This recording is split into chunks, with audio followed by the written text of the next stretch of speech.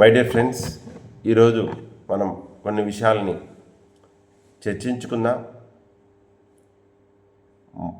మన ఆరోగ్యం మన చేతుల్లో. ఆత్మ పదార్థాలమైన మనం భౌతిక శరీరాలతో సంచరిస్తూ ఉన్నాం. మనం అంటే ఆత్మ, మనస్సు, శరీరము. ఒక వాహనాన్ని నడిపేవాడిని బట్టి, నడిపించే విధానాన్ని బట్టి వాహనం యొక్క మన్నిక ఆధారపడుతుంది. ఇక్కడ వాహనం శరీరం అయితే నడిపించేవాడు మనస్సు. మన మనస్సు ఎలా ఉంటే మన శరీరం అలానే ఉంటుంది.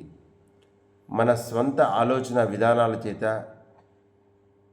మన శరీరంలో మనం అనారోగ్యాలు, రోగాలు సృష్టించుకుంటున్నాం. మనల్ని మనం క్షమించుకొని ఇతరులను క్షమించి సర్వస్వతంత్రమైన నాడు మనల్ని మనం మంచిగా ఒప్పుకొని మనల్ని మనం నిజంగా ప్రేమించుకునే నాడు మనకు ఏ రోగాలు మనకు రావు.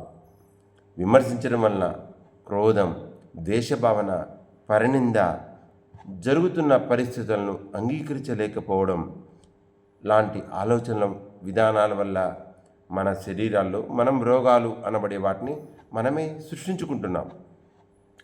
నెగిటివ్ ఆలోచన విధానాలను పెంపొందించుకొని డాక్టర్ల వద్దకు పరుగులు తీయడం కంటే ఆ నెగిటివ్ ఆలోచన విధానాల్ని మన మనసుల్లో నుంచి వదిలిపెట్టేయడం ద్వారా మనం సంపూర్ణ ఆరోగ్యాన్ని పొందవచ్చు. ఈరోజు మనందరం కూడా ఈ రకమైన సంకల్పాన్ని మనం చెప్పుకున్నాం. నా జీవితంలో నాకు తెలియవలసినదంతా తెలియచేయబడుతుంది. నా జీవితంలో నాకు తెలియవలసినదంతా తెలియచేయబడుతుంది. నా జీవితంలో నాకు అవసరమైనదంతా అందజేయబడుతుంది. నా జీవితంలో నాకు అవసరమైనదంతా అందజేయబడుతుంది. నా జీవితంలో అంతా సవ్యంగా ఉంది. నా భవిష్యత్ అంతా అద్భుతంగా ఉంటుంది అని భావించండి ఫ్రెండ్స్. యద్భావం తద్భవతి. మనం ఎలాంటి ఆలోచిస్తామో మన జీవితం అలానే ఉంటుంది. మన ఆలోచన విధానాలే మన జీవితంలో అనుభవాలుగా వస్తాయి.